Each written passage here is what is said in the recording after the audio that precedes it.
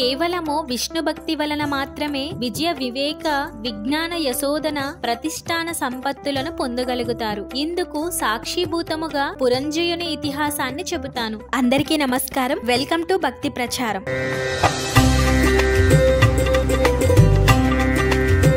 వింశాధ్యాయము. జనకుని కోరికపై వశిష్ఠుడు ఇంకా ఇలా చెప్పసాగాడు. ఓ మిథిలా రాజ్య దౌరయే, ఈ కార్తీక మహత్యమును గురించి అత్ర్యు గస్త్యమునుల నడుమ జరిగిన సంవాదమును తప్పనిసరిగా తెలుసుకోవాలి. ఒకనాడు అత్రి మహాముని అగస్త్యుని చూసి కుంభసంభవ లోకత్రయోపకారము కోసము కార్తీక మహత్య బోధకమైన ఒకానొక హరిగాథను వినిపిస్తాను విను. వేదముతో సమానమైన శాస్త్రము గాని, ఆరోగ్యానికి ఈడైన ఆనందము గాని, హరికి సాటి అయిన దైవము గాని, కార్తీకముతో సమానమైన నెల కాని లేవయ్యా. కార్తీక స్నాన దీపదానాలు విష్ణార్చనలు వలన సమస్త వాంఛలు సమకూరుతాయి. ముఖ్యముగా కలియుగ ప్రాణులు కేవలము విష్ణు భక్తి వలన మాత్రమే విజయ వివేక విజ్ఞాన యశోదన ప్రతిష్టాన సంపత్తులను పొందగలుగుతారు. ఇందుకు సాక్షిభూతముగా పురంజయుని ఇతిహాసాన్ని చెబుతాను. పురంజయోపాఖ్యానము. త్రేతాయుగంలో సూర్యవంశ క్షత్రియుడైన